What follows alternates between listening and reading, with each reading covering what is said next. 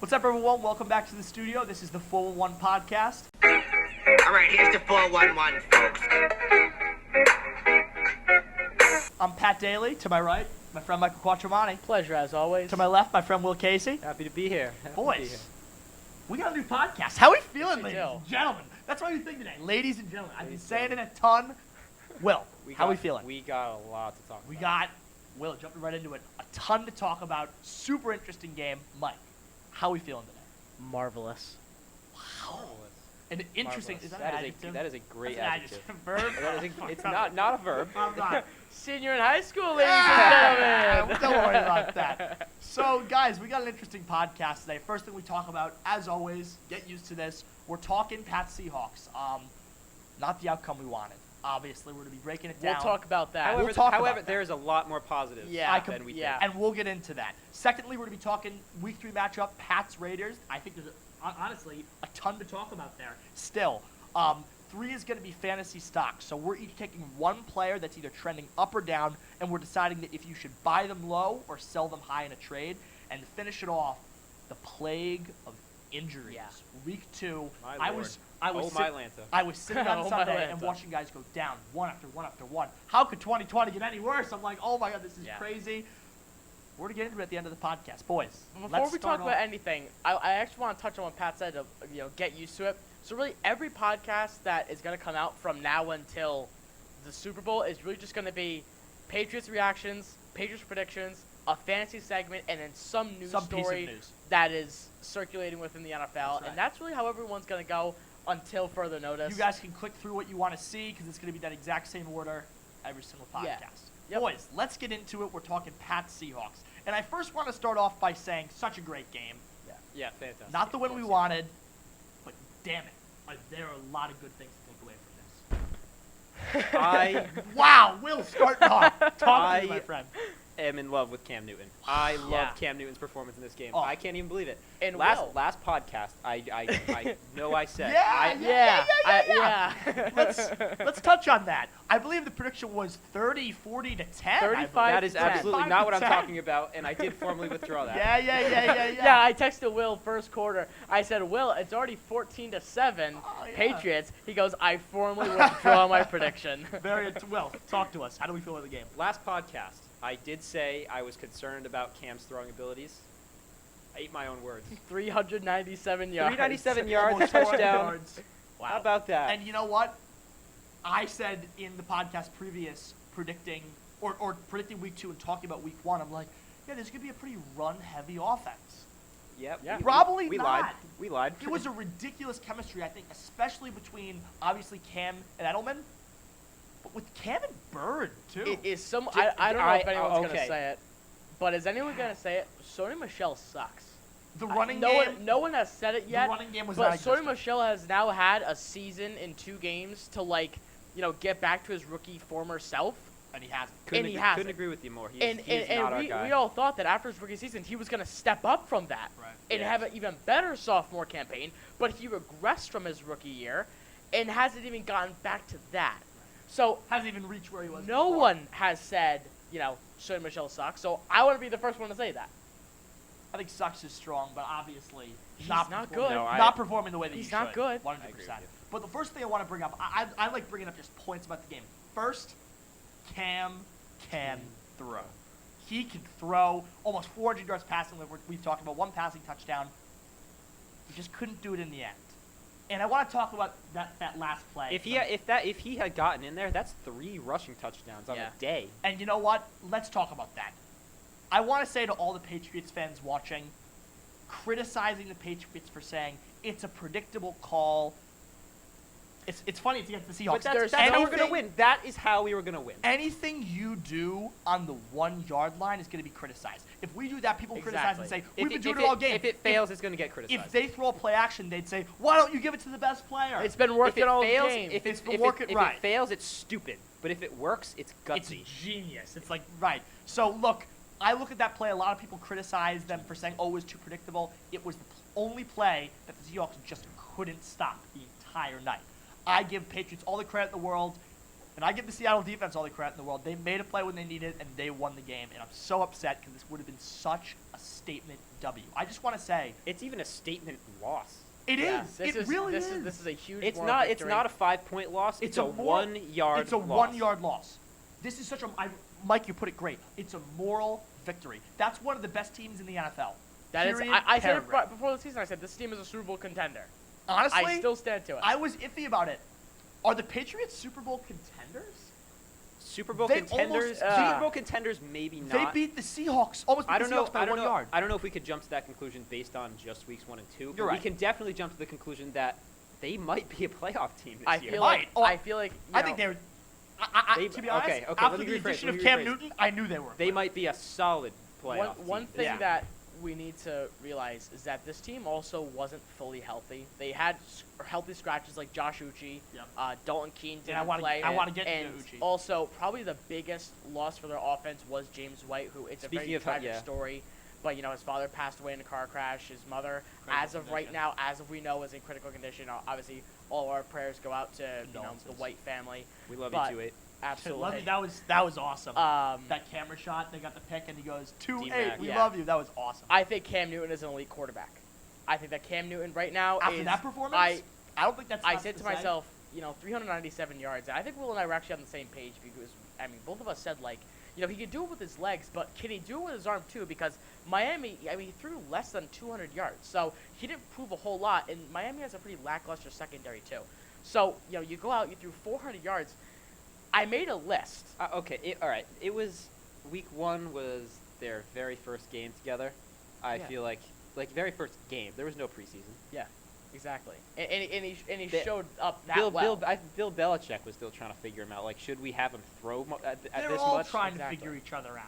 It's a new quarterback for the first time in and 20 it's years. already clicking this early. clicking well. And they still had. I said a couple podcasts ago, maybe 1 or 2 podcasts ago, I'm like, this offense isn't gonna click like, boom.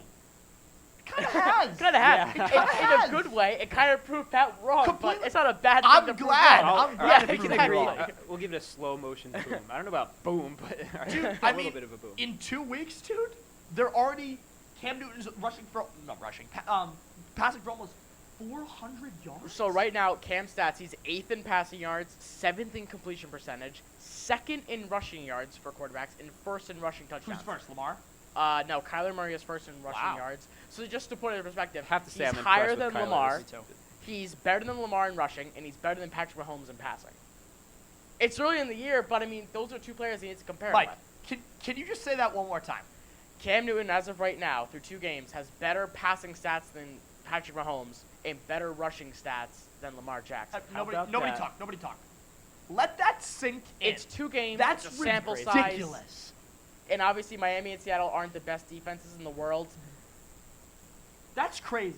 But 2 games in a Patriots uniform, and he's already Ooh. doing this. And- It's something to monitor. Absolutely. And I want to put it this way. This is kind of like when I was just doing my notes, I was thinking, I was just like, Cam Newton stood toe-to-toe with arguably the best quarterback in all of football. With probably the he will be MVP. With the probably the and MVP. He will was- be the MVP. And was 1 yard away. from winning, From winning. beating them. Cam Newton already has the Comeback Player of the Year award. Easily. He already has that. We're past that. But it was 1 yard away from being top 5 in the power rankings. You knew the Patriots at 2-0 beating Seattle. Boom. In Seattle, no fans, but it's still in I Seattle. was just going to talk about that.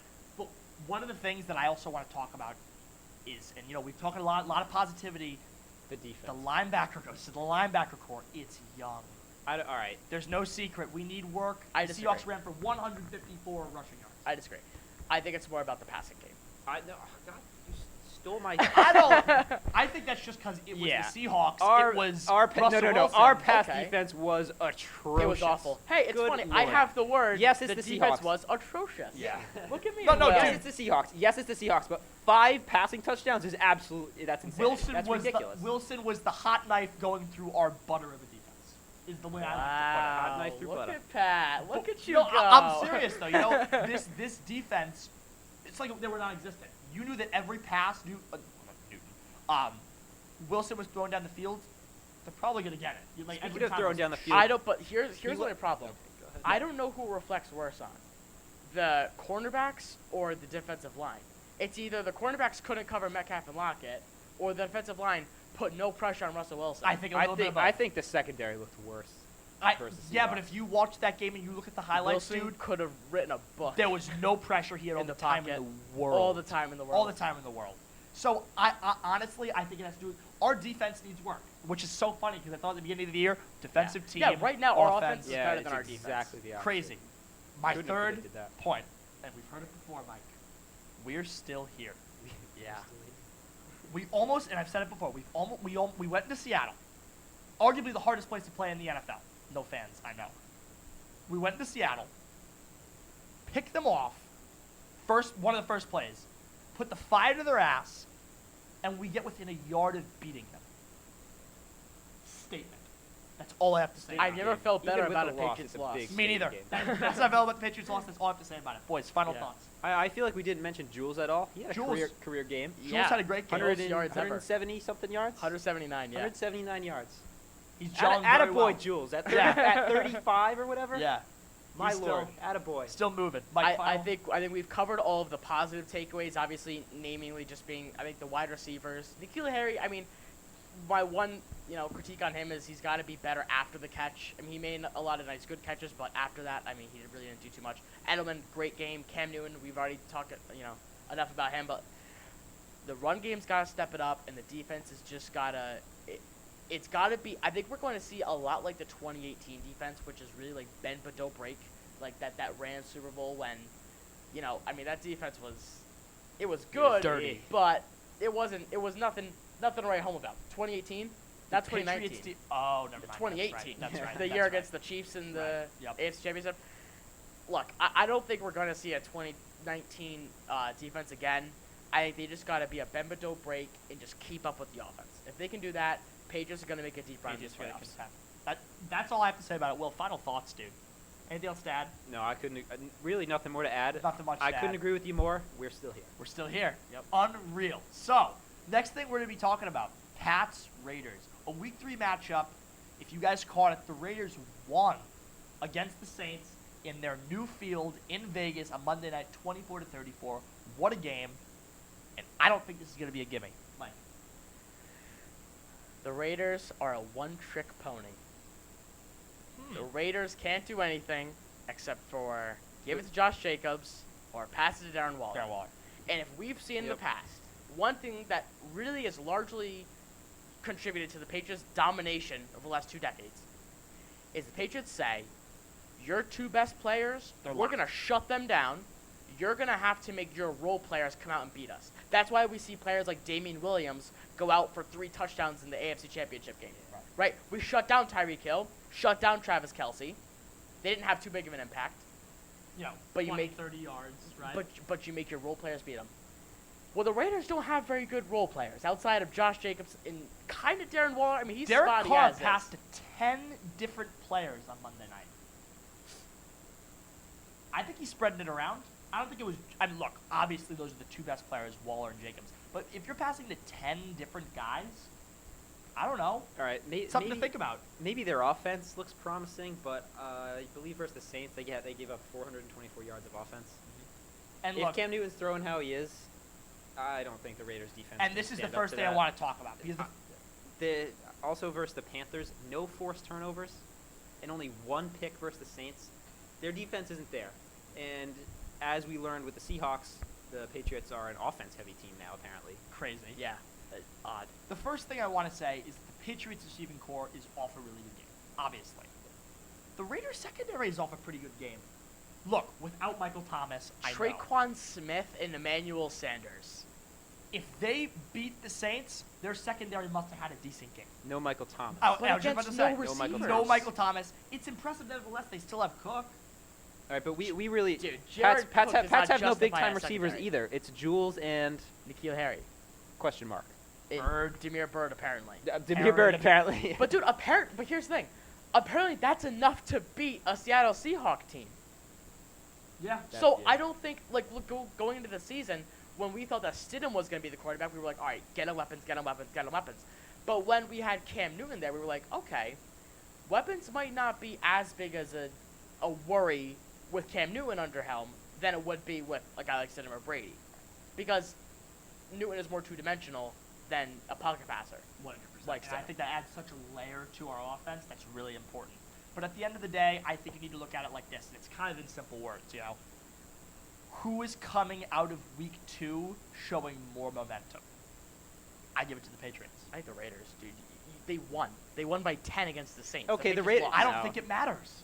I think the The Patriots. loss does absolutely not matter. I don't think They're it matters. pissed. It does. They're pissed, excited. They know they can win. Dude. I think the Patriots are coming out with much more momentum. Look, both are. But dude, both it's are a coming out win with great versus a momentum. loss. Let's call a spade a spade. If it's a win, if the Raiders won, they have more momentum than a loss. Look, it was a great loss. It was a great moral victory. Momentum is but more it's a than wins win. and losses. I completely Momentum, But dude, agree. but the momentum is Raiders way We're won gonna put by that in a 10. quote. Momentum is more than wins. But and dude, losses. the Saints are a top 5 NFL team, and they won by 10 I think against the them. Seahawks are better than the Saints, especially without Michael But Thomas. The you Saints have no lost Michael to them. Thomas. Michael Thomas is arguably one of the best wide receivers in the game right now. You still beat them. You still beat the Saints and Drew But Brees you and didn't Alvin beat Kamara. Michael Great. Thomas. You didn't beat Michael Thomas. I think the Seahawks. But I- dude, Michael don't Thomas think is the a Raiders- huge part of the I don't think the offense. Raiders players are sitting in their locker room saying, "Oh, that was a good win," but no Michael Thomas. What are we gonna do? No, they are absolutely saying No, that. they're no, not. they're not. No, they're not. Come I'm on. not Dude, telling why you, would they say that? Michael, I'm not telling you that both of these teams aren't coming off with fantastic momentum. Both are off really great weeks. But I think comparatively, I think the Patriots are coming off better momentum than the Raiders are. But the Raiders beat an arguably better team, and the Patriots lost to the Seahawks. The Raiders beat, and look, I think it was kind of more far-fetched. Okay, what do you think has better odds, the Patriots beating the Seahawks or the Raiders to beat the Saints? Raiders should beat the Saints. I see what you're saying. I don't think So then they have more momentum. But I think the Raiders knew who they were. I think the Raiders knew we pass to Darren Waller and we run it to Josh Jacobs. What does that have to do with That momentum? is what they do. The Patriots didn't know who they were. They're figuring themselves out, and they did it against a Super Bowl contending team Yeah, but they lost. by 1 yard. I get that. No, I know. I'm You just went the saying, length of the field don't twice in 5 compare minutes. a win and a loss. You know what I mean? gotta disagree with you there. But I think at the end of the day, I have the Patriots winning this just based over the momentum. I think it's gonna be a close game. I have Patriots No, winning it's not gonna be a 30 close game. to 27. It's not. The Raiders have given up the 12th most points in the NFL. It's not going to be good enough to stop the, dare I say, hot Patriots offense. Ooh. I've got the Patriots routing the surprising 2-0 Raiders team with 5 touchdowns, 35-21. Wow. Will, talk to us. I agree with you on the Patriots offense, but I don't see the Raiders scoring that much on our defense. 30-21, Patriots take it. All right. I think it's gonna be closer than you guys think, but we'll see. All right, boys. Next segment. So we're gonna be talking fantasy stocks. So we're gonna be saying a player that either has done really, really well or really, really not well, and we're gonna say if you should buy them low or sell them high in regards to trading. So I'm gonna hand this one off to Will. He's got somebody for us. Let's talk. All right, first up, don't want to say that he's really, really well. CeeDee Lamb. CeeDee What are we Lamb. thinking? So either buy low or sell high.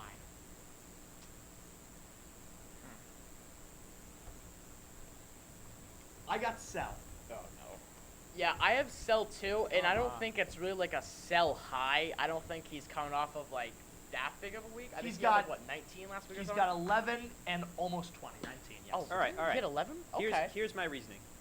Of all the rookies in the year, he had the second highest snap count. I believe 86% of the snaps. I think it was around 61. 61 snaps last game. 83% week 1. He's getting the snaps. He caught 6 of 9 targets last week for 106 yards. No touchdowns, though. I believe there's promise there. It is a bit of a reach, but I'm really liking And CeeDee I Lamb this year. respect that you Yes, okay. understand that it's a reach. Yes, it is definitely a reach, but it's a bold call. I'm saying buy him low right now. He's definitely got Buy it. him low. He's not high by any means. Right. And he's sharing snaps with Amari Cooper. That's a big deal. Amari Cooper does shadow over him. Absolutely. However, when teams are looking at the Cowboys offense, they're gonna say Right. who do we put our best And defensive Will, back on? and It's you gonna know be where we Amari see Cooper. that? CeeDee Lamb's gonna get the. You know where we see that? Atlanta. Julio yeah. Jones, Calvin Calvin the number 1 ranked wide receiver in the NFL. You know He what, gets Will? it. You swayed me. I'm buying low. No, on- no. No, I, but listen to me. I'm Listen, not. listen, I'm not listen. jumping ship. Michael, that Look makes me feel good in my heart Ah. right there. But here's the thing.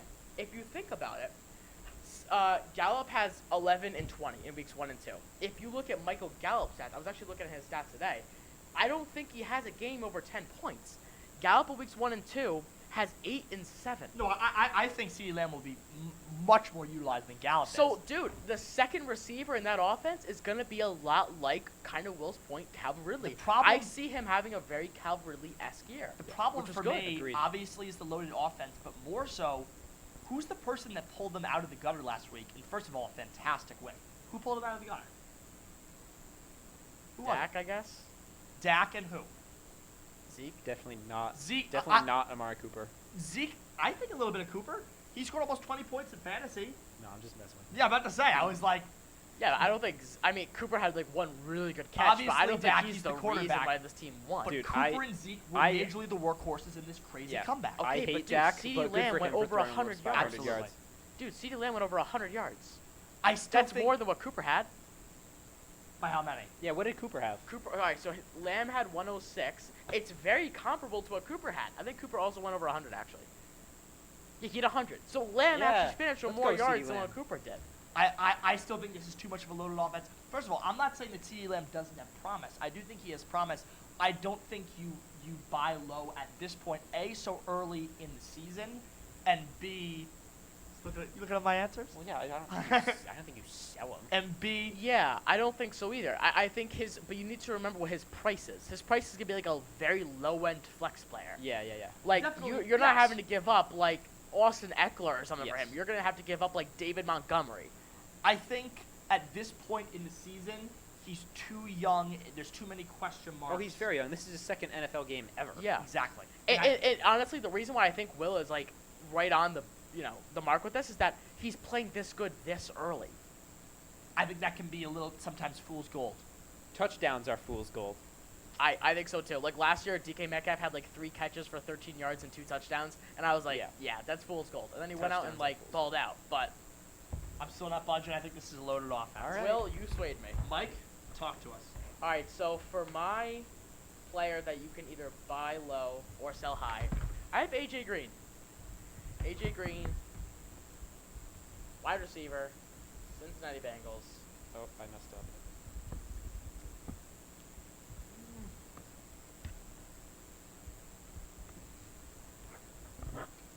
I got by.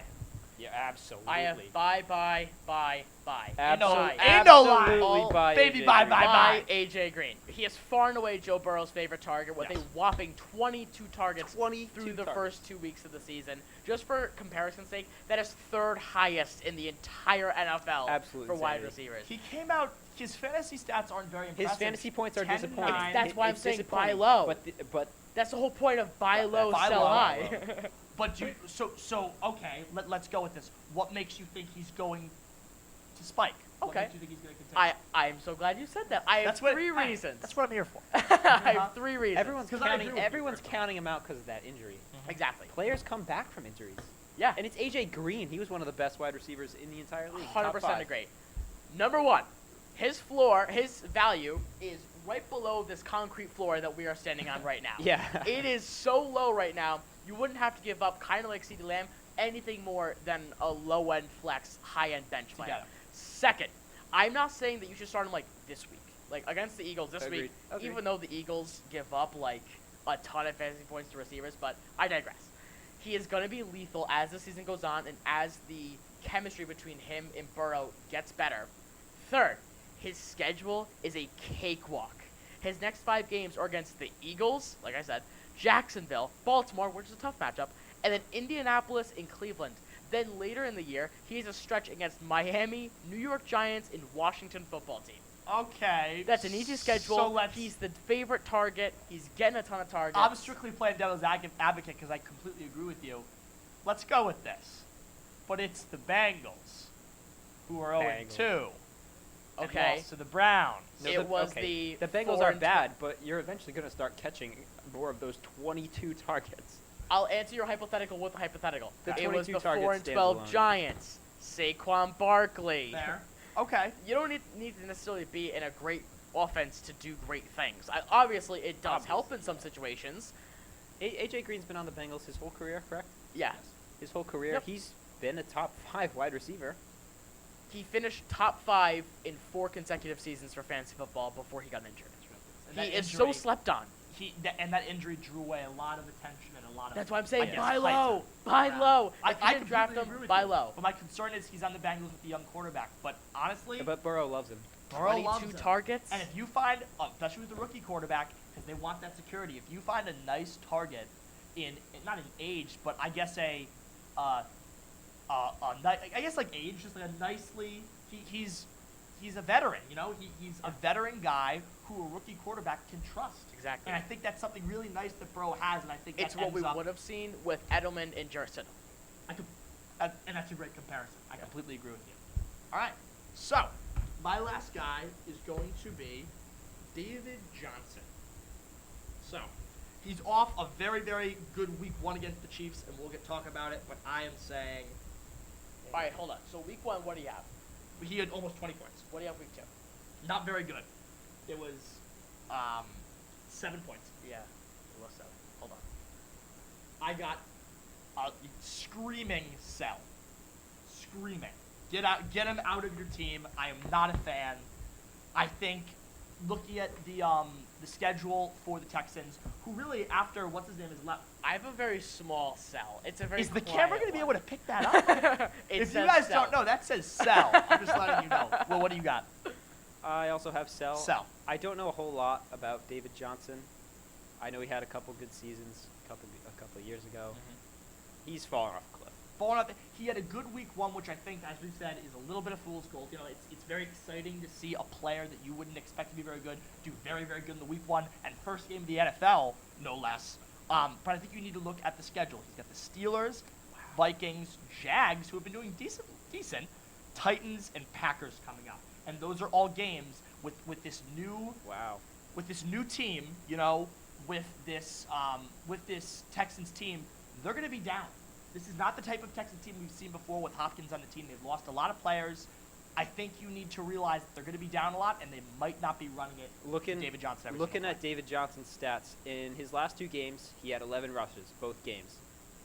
That's not good. He's down 50%. Game 1, he had 77 yards. Game 2, only 34 on the same amount of rushes. I think, and this is what I'm going to be saying about Actually, him. that's less than 50% of Exactly. the production. And Less I'm than gonna- 50%. And I'm going to emphasize this so much. Sell him while you still can. Yeah. Yeah. Because in a couple weeks, no one's He's going to gonna have the value of He AJ will be on your bench, I promise. Here's the thing. I think we talked about it like very early podcast, like a year ago. We said how Steven Gostkowski was name over talent. We said how he has like Wow. a bigger name Yes. than what he actually Name brings over to the talent. table. That's right. David Johnson was once a 2,000-yard running back in the NFL. He Right. was once like #1 consensus draft pick. He still has that value, kind of like Le'Veon Bell. Of that name. Exactly. Le'Veon Bell like has a Le'Veon big Bell. name, but he never produces anymore. David Johnson It's always has that guy same like, thing. I'm going to take a shot Like on when him someone type hears deal. the name David Johnson, they're Johnson. buying into the potential of what he once was rather than the productions what he put up in recent memory. And if you get guys, especially sometimes in our league, that will maybe grab at that and will maybe say, oh, but it's David Johnson. Oh, but it's Le'Veon Bell. I know he's injured, but it's Le'Veon Bell. Oh, it's Le'Veon Bell. Le'Veon Bell is trash. Absolute garbage. But do you understand what we're saying with the Yeah, name? Of course. And plus, Le'Veon Bell's on IR. They're going to grab at that. And they're going to take that and say, oh, this guy's a chance. I'm gonna trade him for somebody else who honestly will probably be better than David But then Johnson. again, I wouldn't necessarily think you're crazy for thinking that David Johnson could rebound because, you know, Obviously, there's a chance of rebound. there is a chance, but but I think that most he likely has. he's not going to. I think he's in a better offense in Houston than what he was in Arizona Yes. with Deshaun Watson. I think But there's so yeah, much more of a I'm- passing threat there. Let's like enlarge that cell a little bit There more. you go. Enlarge, Very the, nice. enlarge the cell. Yeah, So- enlarge the cell. That wraps up our fantasy section. So the last part we're going to be talking about, I talked about it at the very beginning, the plague of injuries in week 2. Mike, can you rattle off some of the injuries that we've seen in week 2? So off the top of my head, Absolutely All ridiculous. right, can I do off the top of the Yeah, head? go for it. yeah, Starting with San Fran. We got Oh, Jimmy G, Mostert. Raheem Mostert, Nick Bosa, and Solomon Thomas, 2 defensive ends. yeah, They're starting defensive ends. Yeah. Both gone. However, I don't believe they're the most highly completely impactful. agree. It is The- so easy to pick a team like the 49ers, isn't Easy. it? I think the I'm- most. because these injuries are just not that serious. the They'll duration. all be back in a week or two. They'll be back to full strength. Exactly. Saquon Barkley, torn ACL. That is going to prove absolutely Actually, devastating. so the Giants just picked up Devonta Freeman. And I stashed him away on my bench. Wow. Okay, Because Mike. I thought, why not? You could. Devonta Freeman's a sell for me. I don't see him coming back. I don't either. I First of all- picked him up. I gave up nothing. Right. Okay. Yeah. All right. Yeah.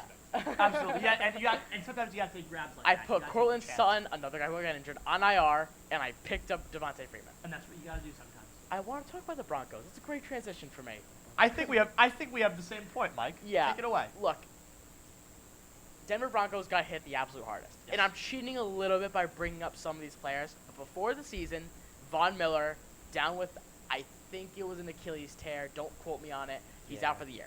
Bradley Chubb. You don't come back from it. Exactly. Bradley Chubb is still recovering from his injuries. A.J. Boye, their number one cornerback, is on IR. Philip Lindsay, out with turf toe for another at least 2 more Cortland weeks. Sutton. Cortland Sutton, Sorry, number one receiver. can I interject for a towards second? Yeah. What actually is turf toe? Could we just explain? Beats me. It's like All I know, it's a month-long injury. That's really all it is. I don't know exactly what it is.